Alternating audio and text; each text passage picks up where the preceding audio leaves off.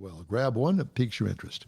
All right, time now for Jeff's car culture this week, car jacks. And all I can think of is those old school bumpers. Oh my God, yes, the bumper jacks. Bumper jacks. Well, I'll tell you, I don't endorse any of these. These are just things that people might want to look into for their particular need for what they're using on their vehicle. So not every tool needed software or the availability to connect to your Bluetooth. Sometimes all you need is a dependable mechanical tool like a floor jack.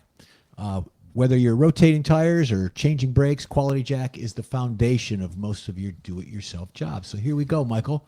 If you're looking for a simple, everyday garage jack, this Black Hawk may be one for you. After a simple setup, you'll be amazed at this 87-pound lift per pump. You know that, Don. With a mere 1.5 pumps of the arm, raising the jack to a full height. That's NASCAR stuff. Yeah. During the test, this car was raised 21.5 inches, providing ample space to slide 2 jacks under the pinch welds, which is very important because you always want to do that. Additionally, that the jack's longest chassis design, making it easy to reach cross-member lifting points. So the next one, Mike, you got a type of jack if you're the type who values efficiency and convenience, the Power-Built Unijack combines a classic bottle jack and jack stand into one space-saving tool. Very cool. In terms of safety features, the Power-Built was one jack tested that offered the most tactical safety feature utilizing familiar lock-drop mechanism that you're used to seeing on jack stands and other hydraulic lifts. So this is more of a mini professional total car lift. The one downfall was the short lever, which resulted in a low pump to lift ratio. So it's a little bit more compact. The next one, Mike, is a slick. Sick and tired of watching the cost of living rise by inflation. Why not watch your vehicle rise by inflation with a Viver pneumatic jack instead? Hey, how about that? With the entire different modus operandi, this jack requires a compressor to operate. Attach the compressor, slowly open the valve, and watch in awe as the jack lifts an impressive rate. Experts say lifting and lowering the jack at variable speeds, it takes a little bit of practice, but it's possible to learn it in just a little bit. You have to be careful of the height and the lowering availability, closing the valves off and such. So the maximum height measured is 15.8 inches. Plenty of room to lift the front vehicle for jack stands and a quick tire stop. That's a pretty neat little thing there. I like that.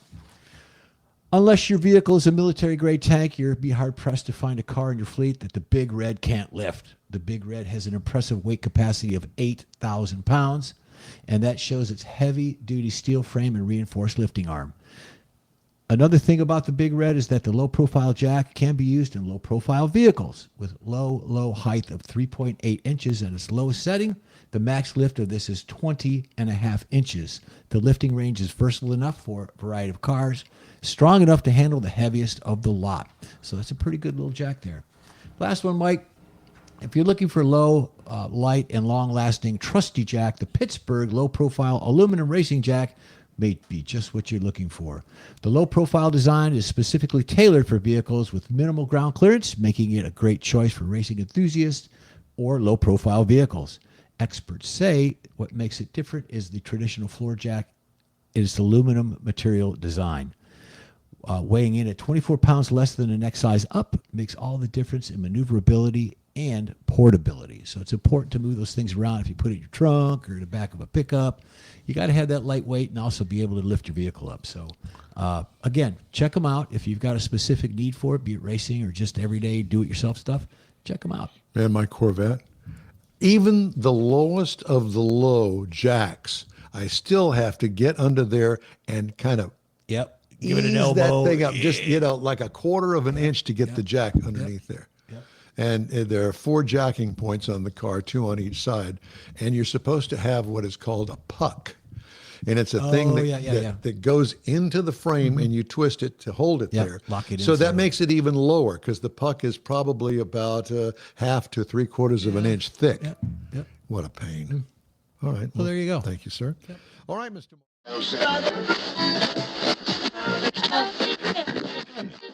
Okay. Time now for this hour's car review. I had a chance to drive the 2026 Toyota RAV4, built in Aichi, Japan, but not built this week. That's for sure. They're still trying to recover from the earthquake stuff. Here are the trim levels. They are available in the SE, the Woodland, the XSE and the GR Sport, top of the line. I had the GR Sport. This is a plug-in hybrid all-wheel drive that I had. Small SUV, seats 5. Completely redesigned for 2026, now in its 6th generation. That's how popular It's a good-looking little car. it is. Yeah, it's and nice. and the updates to it, really something. Edgy front end is a welcome element. A big open mouth lower grille includes faux brake ducting. Black wheel opening accents adds an off-road look to it. The rear lights hug the back glass in a smooth transition with a spoiler sunshade up on top, which is different. Usually it's just a sunshade, but this is a spoiler Yeah, sunshade. that's pretty cool. What I liked about it, the overall edgier design, I think it really does look good. Interior highlights include, well, our GR anyway, had leather and cloth combo seating with red piping for a nice racy look. Big center infotainment screen is a multifunction affair that works very well. The dash design carries through to the door panels. This is a well screwed together vehicle. The cargo is competitive with others in its class with only 2 rows of seating. Used to have a 3rd row option. They've done away with that because it's just too cramped back there. It makes absolutely no sense. What could use improvement? Absolutely nothing. Good looking vehicle all the way around. Engine is a 2.5 liter 4-cylinder that when combined with the electric motor, remember now this is a plug-in hybrid, the one that I had, it gets 324 horsepower combined. Runs a CVT transmission. Tow rating is only 1,305 pounds. That's not what this is meant for. Miles per gallon, 86 miles per gallon electric. Gas and electric combo gets 37 miles per gallon on the gas only.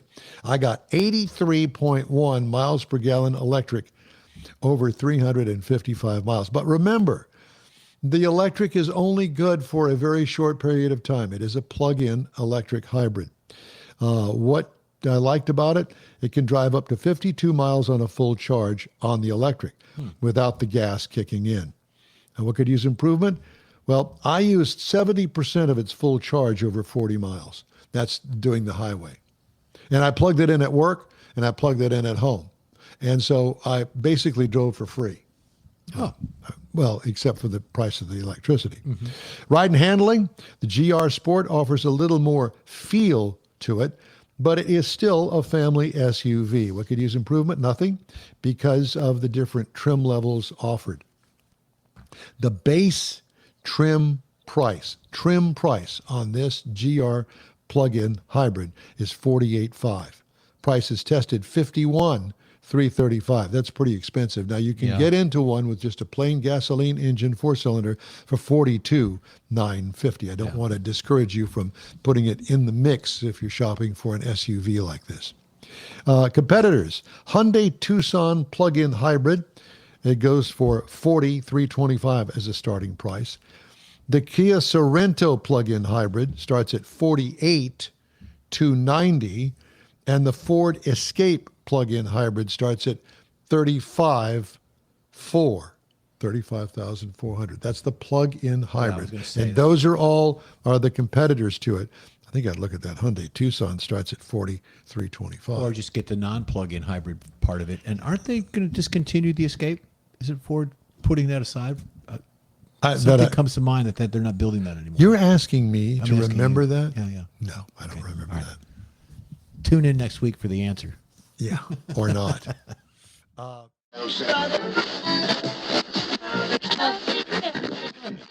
you, sir. All right, Mr. Mars, time now for driving destinations. I know you've got something fun and exciting for us. It's different. Let me put it that way. So, it is hurricane season down here along the coast. We just recently had a little tropical storm and everybody got all hot and bothered over it, thinking that we were going to get washed away again. But there's a lot of things that we have done in this area, particularly in Houston. Houston wasn't simply built, it was engineered. And so a lot of things happen behind the scenes with the reservoirs, bayous, and channels to kind of help check some of that flooding that goes on in one of the country's biggest cities. Now, the first thing that we're going to talk about is the Addicks Reservoir. Now, this was built by the U.S. Corps of Engineers after the floods in 1930. This is when this started. It's not really a lake in the traditional sense. Most of the time, it just looks like a big plain, like a big prairie or something out there, like a big park, a green space inside of Houston. But it's designed so that it will store billions, literally billions of gallons of water to keep it from rushing downstream into Buffalo Bayou and right down into downtown Houston. Now, the earthen dam there actually stretches for miles. A lot of people drive by it. They don't even realize what they're really looking at, but it's really part of the flood control structures. It was all engineered for this purpose, but they also used it to create some parks. There's some trailheads that you can actually go to, park, go do some walking out through the open basin whenever it's not full of water. The second one we want to look at is the Barker Reservoir. Now, this is just south of Addicks, and it's kind of the twin that works together with it. And the two of them, they create the largest flood control project in Texas. They work as a team, they hold the storm water, and they release it slowly as the weather clears. Now, during Hurricane Harvey, when my house in particular, I know it flooded, both reservoirs reached record levels. And that just gives you an idea how much water they will hold. But again, they've created parks. They've engineered this so that they got use when it's not flooding to create parks. You can go fishing, you can go hiking. There's a lot of areas of picnicking that you can do with these areas. Then the third one that we want to look at is the Buffalo Bayou itself. Now, Houston knows that as a big scenic park. You can go kayaking, you can go jogging down the trails, but the real purpose of that is part of flood control. It's one of the main drainage arteries, and it brings the storm water from West Houston that traditionally would flow right through downtown, and it funnels it out into Galveston Bay.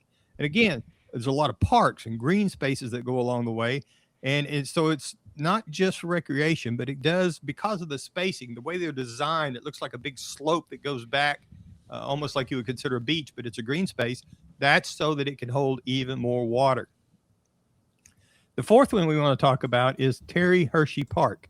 And you'll notice all these are considered parks because that's the way they were engineered, so that the citizens of Houston get a little more value out of them. Now, this is over in West Houston, and you can see the flood control engineering in action without looking at it like it is. It's got the wide green corridors, natural vegetation, the sloping banks that all help it hold more water and funnel it in to keep it from flooding out houses and things around the Houston area. The last one is the most unique one, is the San Jacinto Monument. Now, this is going to seem kind of strange as a flood control tour, but it is, again, part of the flood control that you can see the bigger picture if you go up into the observation deck at the top of it. Now, you can see out over the Houston Ship Channel, Galveston Bay, the waterways, as well as like the area right there around it that holds water, the bayous, the reservoirs. All that's part of a system that has been, over the years, kind of engineered with the natural flow of things to try and lead everything out into the Gulf of America. And so this is really one of the best places you can go to see the parks, see how everything kind of fits together. It's a great view from up there if you've never been up there. And I can tell you from experience, if you go to the San Jacinto Monument down there to the San Jacinto area, take lots of mosquito spray because, I'll tell you what, it can get brutal, especially at certain times of the year. Thank you, Mr. Morris. In-Wheel Time Car Talk Show continues right after this quick break. Stay with us.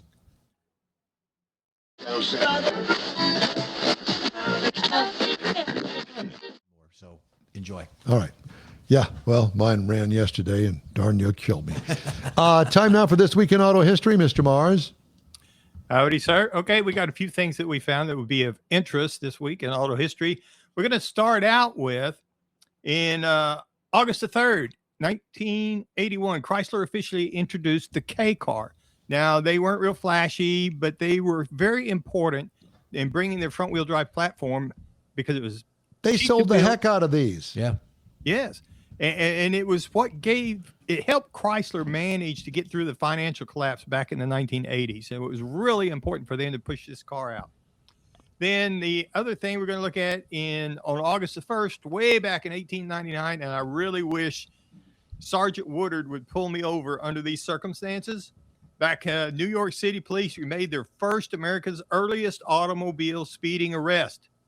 Taxi cab driver was accused of driving his electric cab 12 miles an hour. And they pulled him over because the speed limit was 8 miles per hour. Oh, wow. See So, there? Yeah, I But they didn't have radar detectors, so how did they know? Was it a lady driving? Could be. Didn't really say how they did. That's a good question. How did they figure that out? Then moving on over to August the 5th. Now, this is traffic signals really became more sophisticated back in 1914. They really started putting in electric traffic signals in Cleveland, Ohio, instead of the hand-operated ones. So it actually created a lot more the better capability to synchronize these And things. that is also where the phrase Cleveland steamer started. Okay, I thought that was oysters or something, but okay. Then looking again up here at August the 6th, back in 1926, the last piece of Route 66 was actually approved and put into position. Now, this took several years to put this highway together, but really to go from Chicago out to the left coast. And it became a very famous highway. It still is. There's still a lot of people go out and try and find and drive sections that are still available. I was in Springfield one year when they were doing, it was considered the middle point, and it was a big celebration. And I was doing some stories there on Route 66. And it was really interesting to see that particular area because everybody just kind of skips Springfield and goes on. Then in August the 8th, Firestone tires really began this is the first place that first store that Firestone ever opened up to sell their rubber tires. And they really started out and became one of the largest tire manufacturers. And they were the early tire supplier to Henry Ford that helped get him going on his mass production of automobiles. So this was another important feature of automotive history that we ran across that we thought was rather interesting. All right. And that is some of the things we found this week in automotive history. Cool. Automakers face. All right. I'm going to give you now my take on our next car review. And the car review that I have for this half hour, we're trying to play catch up, so we're doing two car reviews. Not a problem. This car review is the 2026 Lexus IS 350 F Sport. It comes in the F Sport design, the F Sport itself, and the F Sport Special Appearance Package. This is built in Aichi, Japan, which is the factory that's currently closed because of the earthquake over there. I just had the F Sport. I think that this is one of the best looking sedans on the market today. 5 seats. Obviously, the back seats are going to be a little bit tight because of it's a smallish kind of car. All new in 2014, refreshed styling inside and out for 2026. New front grille is still too big, but the spindle look has been turned down just a little bit, toned down a little bit. So keep that in mind. I think that this is really a good-looking vehicle. Upswept rear wheel openings, looks racy. Reworked trunk incorporates a new spoiler back there. I like it. Dual exhaust exits below the black painted panel. What I liked about it overall, the body tweaks are spot on.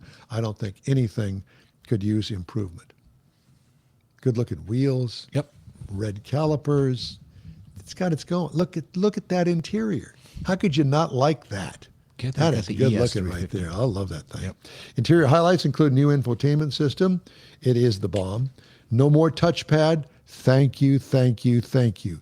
The red interior is one of the best looking out there. 12-inch infotainment screen is very nice. I'm going to roll through these. It's got everything about this just speaks to me. This is a Don Armstrong vehicle. Well, there you go. Trunk room is small. What I liked about quality, design, and materials, top notch in this thing. There's the phone charger. What could use improvement? Some of the screens are a little bit difficult to find, is the note that I wrote to myself.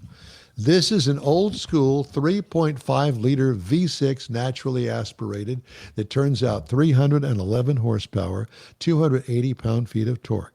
Not a ton of horsepower, but this is an everyday driver that looks good. 8-speed automatic transmission, gets 19 miles per gallon in the city, 27 on the highway for a combined of 22. Guy got 27.2 miles per gallon over 347 miles. What I liked, No turbo lag because it doesn't have any. Normally aspirated. It could use a little bit more horsepower. Don't touch it. I like it. It's fine. Leave it alone. Run it forever.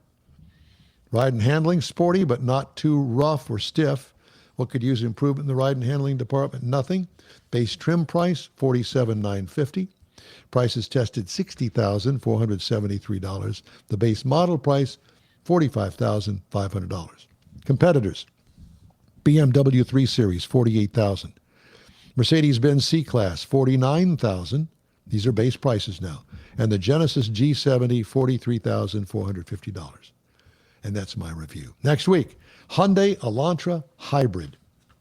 Thank you for joining us. You called the engine old school. I would call it reliable because even though it's been around a while, it's reliable. That's why it's been around a while. Proven. There you go. Better word, proven. All right.